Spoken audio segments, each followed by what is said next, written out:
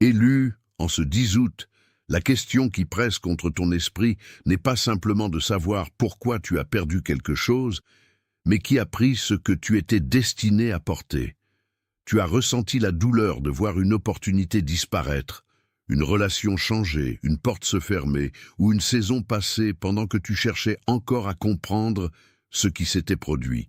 Quelque part en toi, tu t'es demandé si ta bénédiction avait été volée par la décision d'une autre personne, par une trahison, par un retard, par la peur, ou par des circonstances que tu ne pouvais pas contrôler. Tu as peut-être souri en public tout en demandant intérieurement à Dieu pourquoi quelque chose assigné à ta vie semblait finir entre les mains de quelqu'un d'autre. Pourtant, ce jour n'est pas une promesse que le ciel a programmé un remboursement garanti à une date particulière. C'est une invitation à reconnaître ce qui a été perdu, ce qui a été déformé, et ce que Dieu peut être en train de t'apprendre à récupérer avec sagesse plutôt qu'avec vengeance. Si tu sens que ta saison a du sens, mais que tu ne peux pas encore nommer ce qu'elle forme, The Call of the Chosen, a 30-Day Journey peut t'aider à réfléchir sur cette saison avec plus de clarté et d'intention spirituelle. Il est conçu pour t'aider à examiner l'attente, comprendre le travail intérieur et reconnaître la prochaine étape fidèle. Accède-y via le commentaire épinglé. La douleur que tu portes n'est pas la preuve que tu as été oublié, et le silence autour de toi n'est pas une permission d'abandonner ton discernement. Reste ici, car la restauration dont tu as besoin peut commencer d'abord par une compréhension plus claire de ce qui appartient vraiment entre tes mains. Tu l'as remarqué dans les heures calmes, quand la pièce était sombre, mais que ton esprit restait éveillé. Tes épaules se sont tendues en te souvenant de ce qui s'est passé, et ta main a atteint le téléphone avant même que tu aies décidé ce que tu cherchais. Tu as cherché une explication, un signe, une excuse ou une preuve que l'histoire n'avait pas fini comme elle semblait finir. Pendant la journée, tu as traversé tes responsabilités, répondu aux messages, accompli des tâches et continué à parler comme si rien ne t'avait été pris. Mais le corps se souvient de ce que la bouche essaie de minimiser.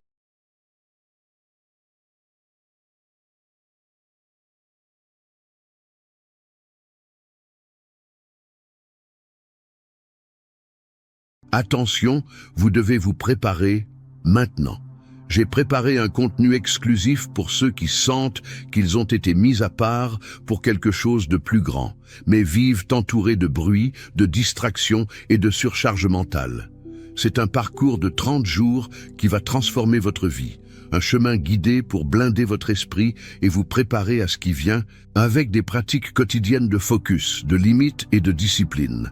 Également disponible en version audio immersive. Plus de 10 000 lecteurs ont déjà transformé leur vie grâce au parcours de 30 jours. Des milliers de personnes ont déjà commencé cette transformation. Des gens comme vous, qui en avaient assez de vivre dans le brouillard. Des personnes ordinaires qui ont décidé de ne plus accepter le chaos mental. Profitez de cette offre à durée limitée, uniquement ce mois-ci. Accédez à votre lien juste en dessous, dans le commentaire épinglé. Un souffle court, une mâchoire serrée, une lourdeur derrière les yeux ou une fatigue inhabituelle peuvent révéler depuis combien de temps tu portes une question sans résolution. Tu n'es pas faible parce que la perte t'a affecté. Tu es humain et quelque chose d'important a été interrompu. Pourtant, l'interruption n'a pas l'autorité de définir le reste de ta vie. Ton deuil mérite l'honnêteté, mais il ne mérite pas de devenir ton adresse permanente. Le message lié à cette date n'est pas une invitation à accuser chaque personne qui t'a déçu.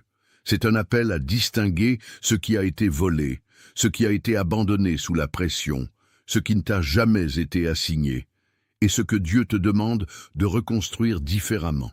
Tu auras peut-être besoin de retrouver ton courage pour recommencer, ta capacité à faire confiance à ton propre discernement, ta discipline pour protéger ce qui compte, ou ta volonté de recevoir une bénédiction sans t'en excuser. Tu auras peut-être besoin de reconnaître que la restauration revient parfois comme sagesse, avant de revenir comme opportunité. Elle peut venir par une frontière plus saine, une décision plus claire, une capacité renouvelée à prier, ou la force d'arrêter de poursuivre ce qui épuise continuellement ta paix. Le but n'est pas de te rendre obsédé par le remboursement. Le but est de te ramener à l'intendance. Ce qui est placé sous ta garde doit être manié avec gratitude, patience et responsabilité. Ce qui est retiré peut encore t'enseigner, mais il n'a plus le droit de commander ton identité. Imagine la scène ordinaire qui t'a suivi à travers cette saison. Tu es debout dans la cuisine avant que le jour n'ait vraiment commencé, tenant une tasse qui a déjà refroidi. La maison est calme, mais la question est bruyante. Tu te souviens de la promesse que tu croyais avoir comprise, du plan que tu as fait, ou de la porte que tu croyais rester ouverte? Puis tu te souviens à quelle vitesse une autre personne a semblé recevoir ce pourquoi tu avais prié, et la comparaison est entrée dans la pièce avant que tu ne puisses l'arrêter. Leurs progrès ont commencé à ressembler à une preuve contre toi. Leur célébration a semblé une annonce que ta portion avait été réassignée, mais les apparences ne révèlent pas toute l'histoire, et le résultat visible d'une autre personne ne peut pas mesurer ta formation invisible. Tu as été tenté d'interpréter le retard comme un rejet parce que le retard est inconfortable. Pourtant, certains retards exposent des motifs, renforcent le jugement et t'empêchent de porter une bénédiction avec un cœur non préparé. Ce qui ressemblait à un vol peut aussi contenir une leçon sur l'endroit où tu as placé ta confiance. Il y a une différence entre reconnaître un schéma et y réagir. Tu peux remarquer le même genre de déception arrivant par différentes personnes, différents lieux de travail ou différentes opportunités. Tu peux sentir que chaque fois que tu t'approches de quelque chose de significatif, la confusion monte et ta confiance commence à s'effondrer. Cette conscience compte, mais elle doit être maniée avec humilité. Toutes les portes fermées ne sont pas du sabotage, et toutes les portes ouvertes ne sont pas une confirmation. Parfois, ton attention devient si concentrée sur qui t'a pris que tu ne peux pas voir ce que la peur t'a convaincu d'abandonner. Parfois, tu attends qu'une autre personne confesse pendant que Dieu t'invite à arrêter de négocier avec ce que tu sais déjà. Tu as besoin d'un moyen de séparer l'attente de la préparation, la clôture de la redirection et la paix véritable du soulagement temporaire. The Call of the Chosen. A 30-day Journey offre une façon structurée de réfléchir, prier et examiner ces distinctions sans transformer chaque silence en abandon.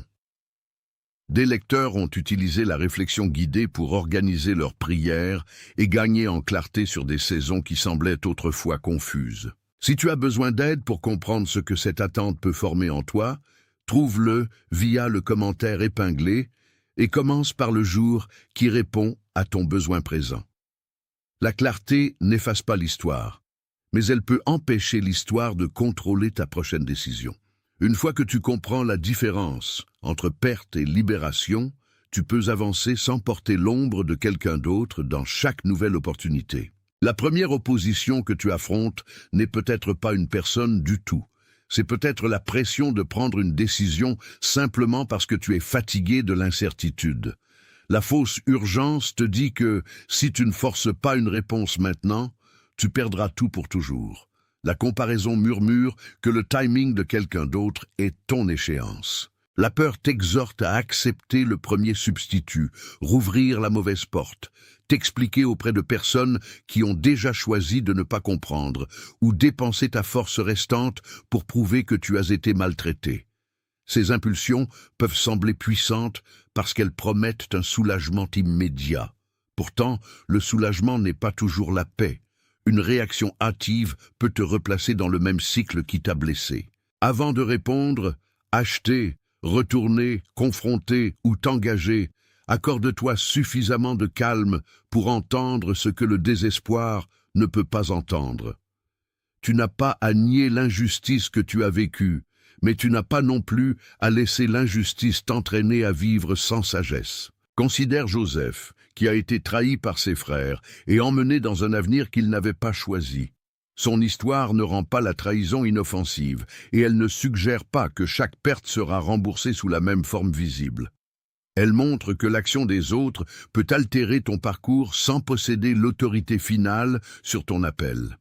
Joseph a dû apprendre la compétence, la patience, la retenue et la responsabilité dans des lieux où il n'avait pas prévu de vivre. Il ne pouvait pas contrôler les motifs de ceux qui lui ont fait du mal, mais il pouvait rester fidèle dans la pièce où il se trouvait.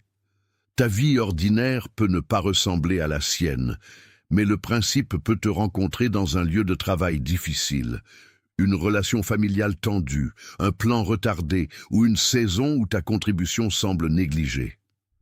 On ne te demande pas de prétendre que la trahison était bonne.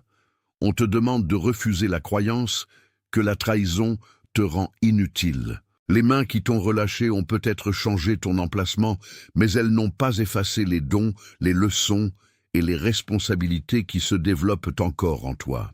Quand tu ignores le signal sous la douleur, le même cycle peut se répéter avec un nouveau nom. Tu peux continuer à choisir ce qui semble familier au lieu de ce qui est sain. Tu peux accepter des miettes parce que tu as peur que les refuser signifie que tu ne recevras rien.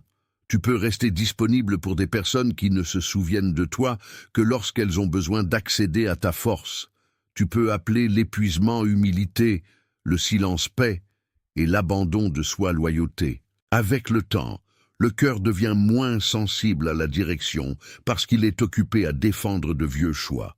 Le coup n'est pas que Dieu retire son amour de toi. Le coup est que tu perds le contact avec ta propre réponse honnête. Tu cesses de remarquer ce qui apporte une conviction établie et ce qui te laisse diviser. Tu retardes l'obéissance parce que tu attends une certitude parfaite, alors que l'instruction plus claire peut déjà être présente dans la frontière que tu continues de reporter. La restauration commence quand tu cesses de traiter la confusion répétée comme un prix normal pour l'appartenance. Le sens de ce message du 10 août n'est pas que tu devrais exiger un remboursement du ciel ou chercher un ennemi à blâmer. C'est que celui qui a pris ta paix n'a pas besoin de continuer à la posséder. Celui qui a mal géré ta confiance n'a pas besoin de rester l'interprète de ta valeur. Celui qui a profité de ton silence n'a pas besoin de contrôler ta voix pour toujours. Si quelque chose a été pris par la tromperie, la négligence, la manipulation ou ton propre manque de discernement, tu peux faire face à la vérité sans permettre à la honte de devenir un autre voleur. Que ceci soit ton code de souvenir. Tape 8, 1, 0, non pas comme une formule magique, mais comme une simple marque que tu es disposé à reconnaître ce qui s'est passé et à répondre avec sagesse. Puis retourne à l'endroit calme où tu peux demander ce qui doit être récupéré, ce qui doit être relâché et ce qui ne doit plus jamais être placé entre des mains négligentes. La date peut servir de marqueur d'obéissance renouvelée, non pas comme preuve que chaque résultat a déjà été décidé. Le conflit plus profond est souvent interne, parce que la perte externe active une croyance plus ancienne. Peut-être as-tu appris que recevoir crée du danger, que la visibilité invite la critique, ou que le succès fait que les gens partent. Peut-être as-tu été félicité pour être utile, mais rarement encouragé à être entier. Tu es devenu habile à donner, adapter, pardonner et attendre, mais incertain de demander si l'arrangement était juste. Quand quelque chose de précieux a été pris, l'événement a confirmé ce que tu avais soupçonné en silence, que tes besoins viendraient toujours en dernier. Cette croyance peut influencer tes choix longtemps après que la situation originale est finie. Tu peux saboter une opportunité avant que quelqu'un d'autre ne puisse te rejeter. Tu peux refuser de l'aide parce que la dépendance semble dangereuse. Tu peux confondre l'indépendance avec l'isolement. Nommer ce schéma n'est pas une accusation contre toi. C'est une façon d'amener les accords cachés à la lumière pour que tu puisses décider s'ils méritent encore ta loyauté. La reconnaissance seule ne suffit pas quand la même blessure continue de façonner la même décision. Tu as besoin d'un moyen pratique de transformer la perspicacité en prière, en réflexion et en une prochaine étape qui peut être vécue dans un jour ordinaire. The Call of the Chosen, a 30-day journey peut servir de compagnon pendant que tu examines la différence entre la peur et la direction, le retard et la préparation, et la clôture véritable et la déception temporaire. Utilise-le quand tu as besoin de ralentir avant de répondre à un message, d'accepter une offre, de rouvrir une relation ou d'abandonner une responsabilité. Il peut t'aider à créer un rythme de réflexion au lieu de prendre chaque décision à partir de l'épuisement émotionnel. Si tu es prêt à appliquer ce que tu reconnais au lieu de simplement collecter une autre pensée inspirante, accède-y via le commentaire épinglé et laisse la prochaine étape fidèle devenir concrète. Tu n'as pas besoin de résoudre tout ton avenir ce soir. Tu as besoin de suffisamment d'honnêteté pour arrêter de répéter ce qui t'a déjà montré son coup. De cette honnêteté, une forme plus stable de courage peut commencer à grandir. Ton esprit peut analyser l'épreuve, ton corps peut réagir aux dangers rappelés, et ton esprit peut percevoir une direction que ni l'argument n'explique pleinement. Ces couches ne doivent pas être confondues. Une réaction corporelle peut signaler que quelque chose a besoin d'attention, mais elle ne révèle pas automatiquement le sens de la situation. Une pensée peut être logique et pourtant être façonnée par la peur. Une impression spirituelle peut sembler convaincante et pourtant exiger patience, conseil et examen. Tu t'honores quand tu permets aux trois d'être entendus sans laisser l'un d'eux devenir un souverain incontesté.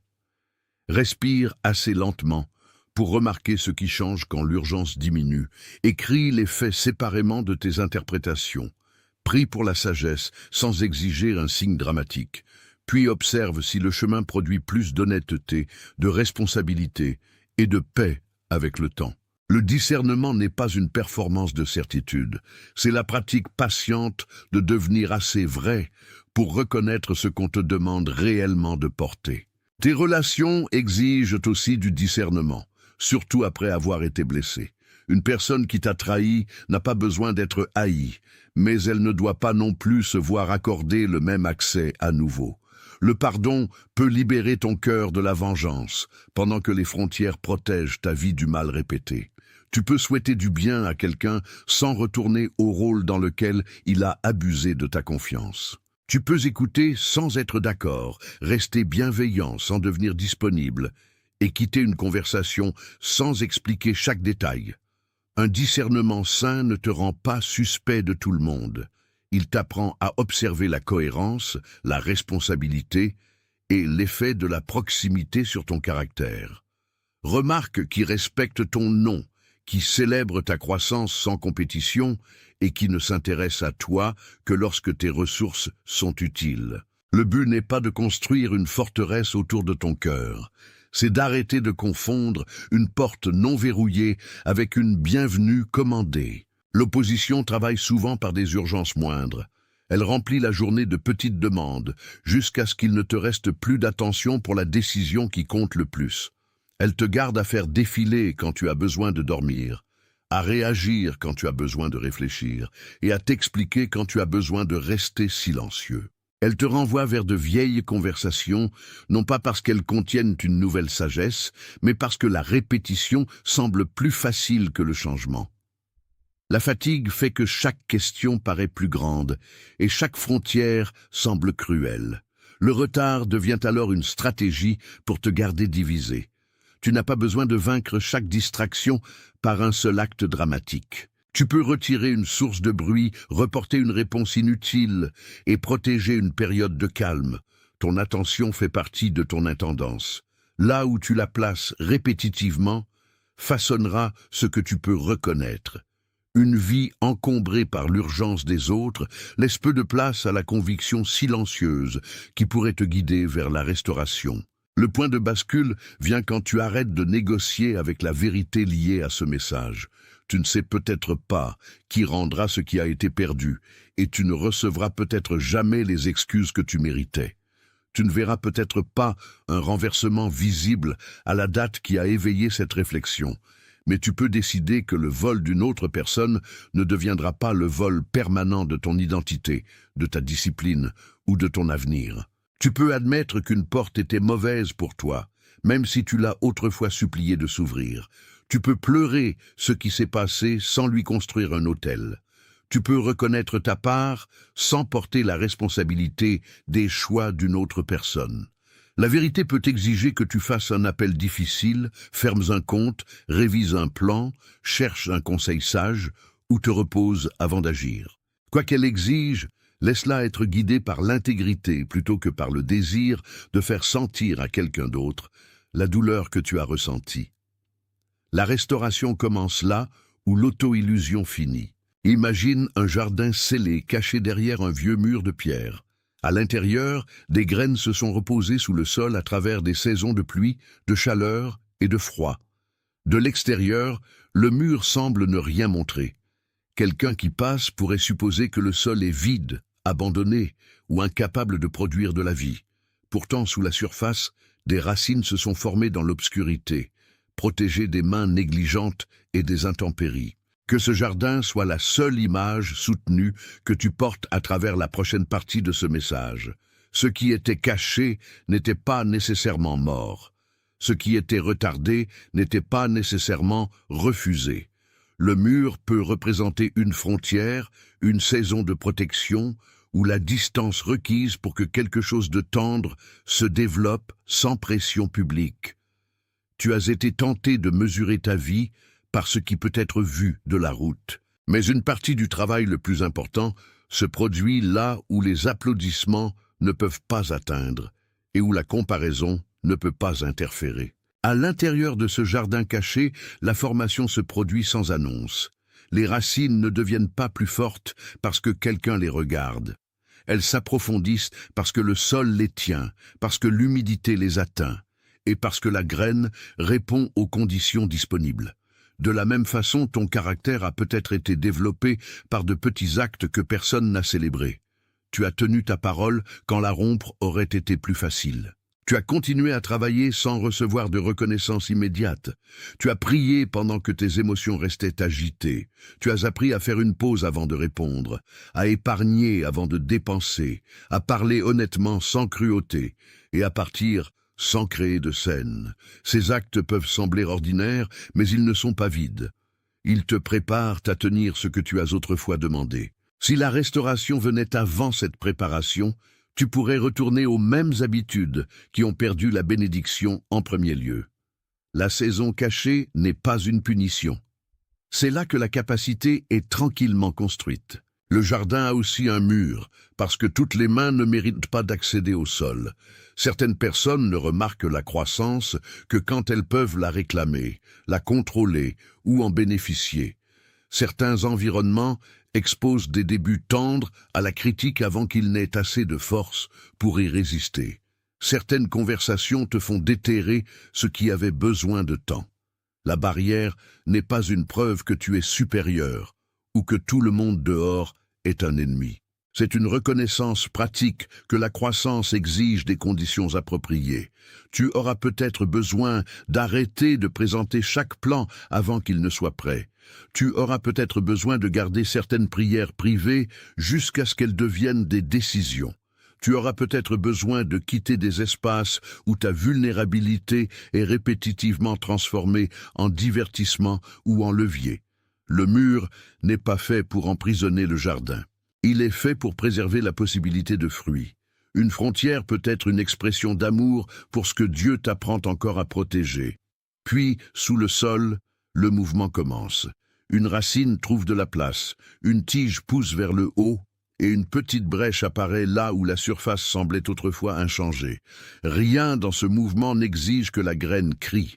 Elle répond simplement à la vie en elle et aux conditions qui sont enfin devenues suffisantes. Ton propre mouvement peut être calme au début. Tu peux mettre à jour un document, faire un appel téléphonique, décliner une invitation, revenir à une pratique négligée, ou faire un pas honnête vers une responsabilité que tu as évitée. Le monde peut ne pas le reconnaître comme une restauration, mais tu sentiras la différence parce que tes actions ne viennent plus de la panique. Tu n'essaies pas de prouver que celui qui t'a pris avait tort. Tu deviens disponible à ce qui peut grandir quand tu arrêtes de rendre ton attention à la blessure. Le jardin ne récupère pas en argumentant avec le mur. Il récupère en continuant à vivre. Quand tu reconnais le jardin dans ta propre histoire, tu comprends que cacher ne signifie pas oublier. La perte peut t'avoir couvert pendant un temps, mais elle n'a pas défini la substance sous la surface. Que ceci soit la courte phrase que tu tapes comme rappel de cette reconnaissance, ce qui est à moi d'entendre est en croissance. Ne traite pas la phrase comme une garantie ou un charme. Laisse-la pointer ton attention vers la patience, la responsabilité et la preuve silencieuse de formation déjà présente dans ta vie. Puis demande quelle partie de ton caractère a besoin d'être arrosée par une pratique constante et quelle partie a besoin de protection par une frontière sage. La réponse peut ne pas être dramatique, mais elle peut quand même être décisive. Un jardin vivant n'a pas besoin de rivaliser avec chaque champ autour de lui. Il a besoin du bon soin, du bon rythme et du courage de continuer à grandir là où il a été planté. La restauration n'est pas toujours un retour à l'arrangement exact que tu as perdu. Parfois, l'ancien arrangement te rendait dépendant de l'approbation, vulnérable à la manipulation ou incapable d'entendre tes propres convictions. Y retourner restaurerait l'apparence de bénédiction tout en préservant les conditions qui ont causé le mal. Une restauration plus sage peut ramener ta paix sans ramener la personne qui l'a troublée. Elle peut rendre ta confiance sans te ramener à l'endroit où tu devais performer pour l'acceptation. Elle peut restaurer ton but par un chemin différent, un commencement plus petit ou une responsabilité qui semble moins impressionnante, mais plus alignée avec tes valeurs. Ne mesure pas la guérison seulement par le retour de l'objet original. Demande ce que l'expérience t'a enseigné sur l'accès, le timing, l'intendance et la vérité. Celui qui t'a appris quelque chose a peut-être altéré ton chemin, mais tu peux toujours choisir la qualité de la route devant. Commence par une pratique concrète dans une scène réelle. Avant de répondre à un message chargé émotionnellement, pose le téléphone face contre table et écris 3 phrases, ce que je sais, ce que je crains et ce dont je suis responsable aujourd'hui. Ne remplis pas la page d'accusation ou de prédiction. Garde la première phrase aux faits observables, la seconde à ta réaction interne, et la troisième à une action qui honore tes valeurs. Cette pratique crée un espace entre l'événement et ta réponse. Elle t'aide à voir si tu es guidé par la clarté ou par le besoin de finir l'inconfort rapidement. Si le message exige toujours une réponse, réponds après que ton corps se soit calmé. S'il ne l'exige pas, laisse le silence être un choix délibéré plutôt qu'un évitement né de la peur. Tu t'apprends que l'urgence ne possède pas tes mains.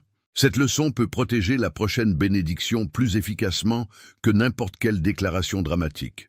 Une seconde pratique est de créer un petit inventaire de ce qui a été pris et de ce qui reste. Nomme l'opportunité qui a fini, la confiance qui a été endommagée, le temps qui ne peut pas être récupéré et la confiance qui est devenue difficile à accéder.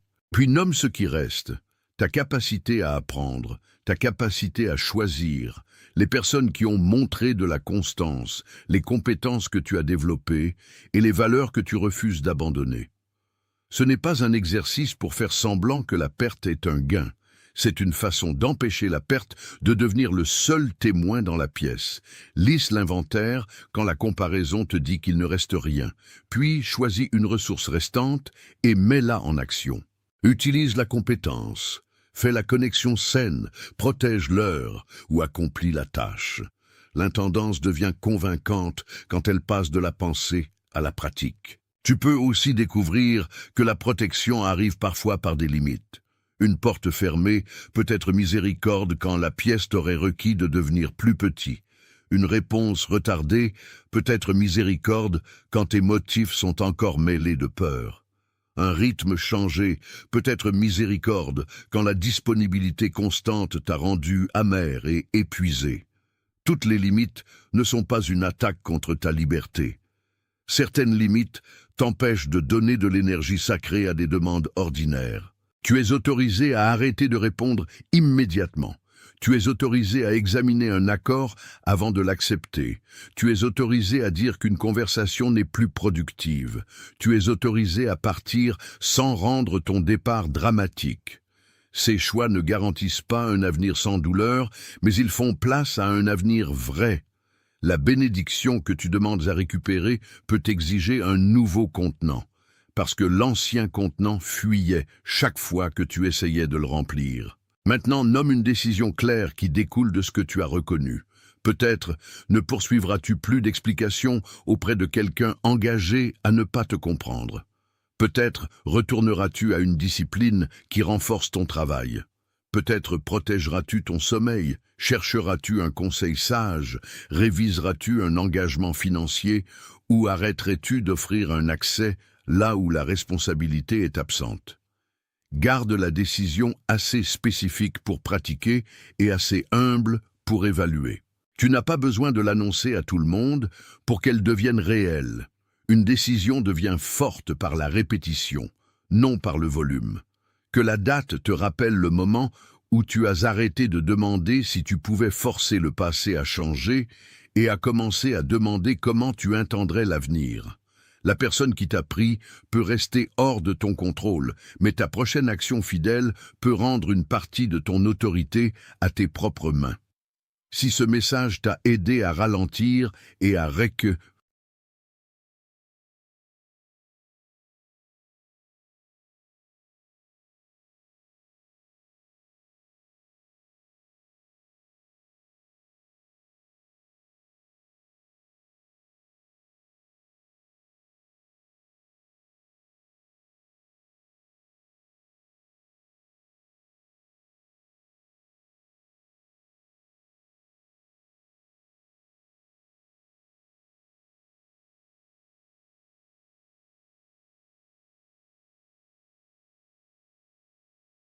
Attention, vous devez vous préparer maintenant. J'ai préparé un contenu exclusif pour ceux qui sentent qu'ils ont été mis à part pour quelque chose de plus grand, mais vivent entourés de bruit, de distractions et de surcharge mentale. C'est un parcours de 30 jours qui va transformer votre vie, un chemin guidé pour blinder votre esprit et vous préparer à ce qui vient avec des pratiques quotidiennes de focus, de limites et de discipline. Également disponible en version audio immersive. Plus de 10 000 lecteurs ont déjà transformé leur vie grâce au parcours de 30 jours. Des milliers de personnes ont déjà commencé cette transformation. Des gens comme vous, qui en avaient assez de vivre dans le brouillard. Des personnes ordinaires qui ont décidé de ne plus accepter le chaos mental. Profitez de cette offre à durée limitée, uniquement ce mois-ci. Accédez à votre lien juste en dessous, dans le commentaire épinglé.